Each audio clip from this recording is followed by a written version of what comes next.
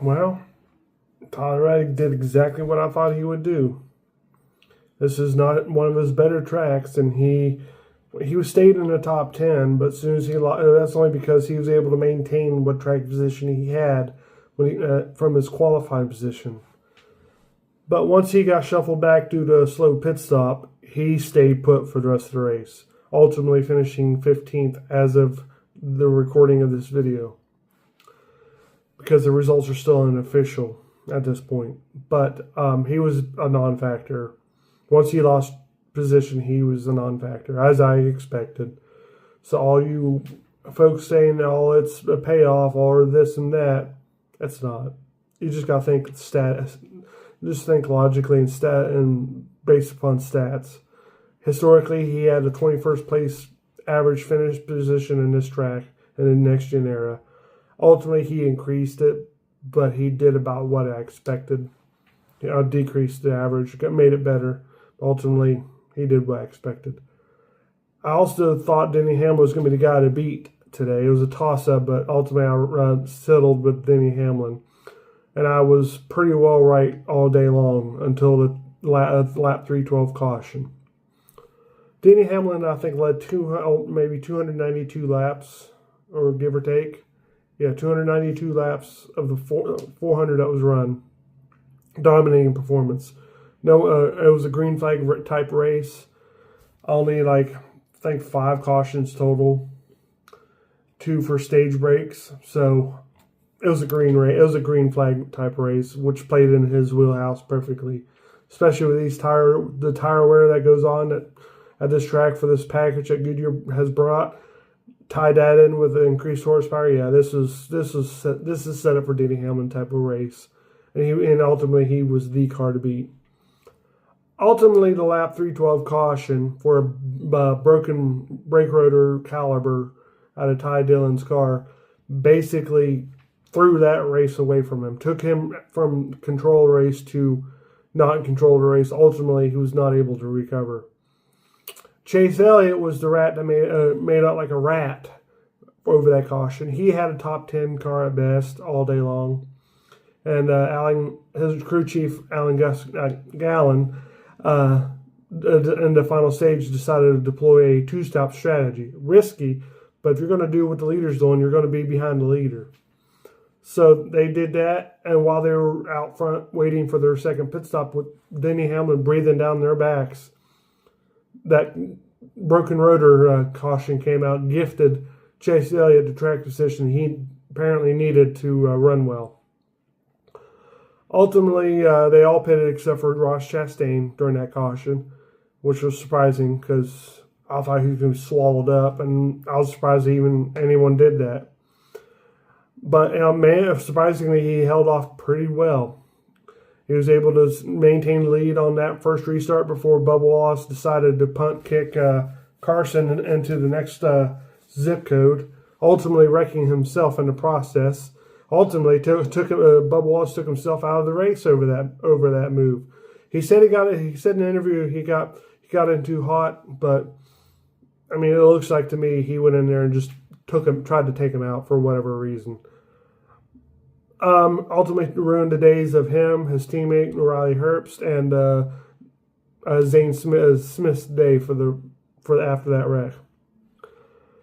Chase Elliott would go on to win for the first time this season, and also the first points paying race of the season. First win for Hendrick of the season. I was kind of surprised that it was going to be Chase Elliott. I figured it was going to be either Larson or William Byron. It's going to be the one knocking on the door for the win in this race. But they ultimately finished well themselves, both getting top 10s.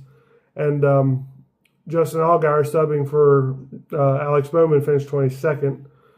His best showing since being in that 48 car. Ultimately, there's not really much to talk about this race. There's only a couple cautions that was worthwhile. A couple of them was no Gregson spinning and Cody Ware spinning. That was your natural cautions of the race.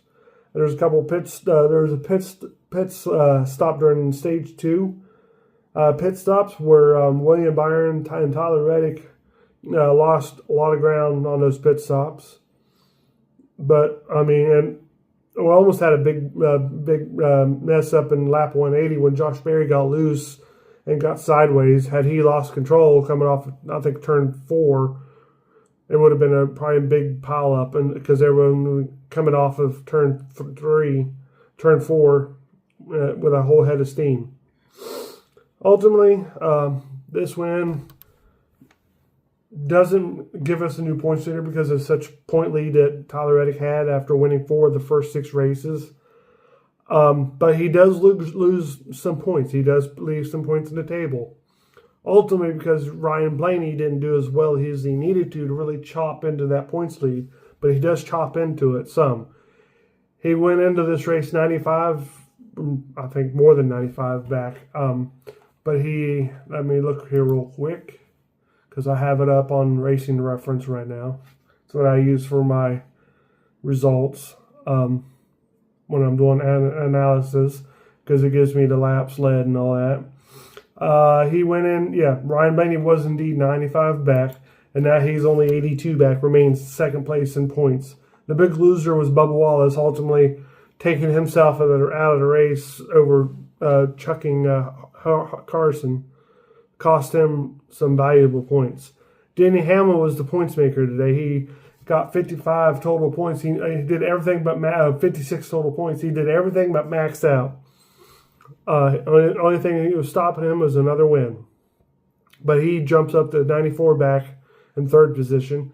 Chase Elliott with his win vaults up to top 5 in fourth position, 104 back, and rounding out the top 5, William Byron 115 back, And Ty Gibbs, man, he's still putting them down. He's still getting top 10s after top 10s. I mean, I don't know what they found in the offseason, but they woke the heck up, and now they're top 5 threat almost weekly. He's sitting in 631 back, and you got Christopher Bell, who's 141 back, and then you got Brad Keselowski, 147 back, tied with Kyle Larson, Bubba Wallace, and Chris Buescher, all with 147 back from Tyler Reddick. Then you got Joe Logano, who's 168 back, Ryan Preece, who's 173, Shane Van Gisbergen, 179 back, Carson Husqvarna, 182 back, and rounding out your top 16 for the chase, Daniel Suarez, 186 out, and 9 back from him, Michael McDowell. And you got Austin Cindric, Ross Chastain, and AJ Allmendinger rounding out the top 20. Ultimately, I give this race an average score, probably a 6. It was a tire management track position race, as it will be with this car. But the only way you can really change that is if you have the car skate on the track some more, whether that be like grooved tires to have less tires on the surface or whatever, something to cause the car to bite less into the track surface from the drop of the green flag. I'm not talking tire wear. That we've established that. Now we got to work on the other aspects of the car. But until that happens, because it's so hard to bump people out of the way, that basically the bump and run is all but non-existent. You have to do a slam and run in order to take a position. So I don't have much to say, so this is going to be a shorter video. They're off next weekend for Easter break. It's going to be the Xfinity Series is going to be in Rockingham. I think the Truck Series is also partnering up with them. I think that's Friday and Saturday, or Saturday and Sunday. So that should be interesting. And we go on to Bristol. So analysis there. It's probably going to be either Denny Hamlin or Kyle Larson. It's going to be with a dark horse of Ty Gibbs being the top 5 threat that he's been. So with that said, tune in for upcoming videos, and I'll see you in the next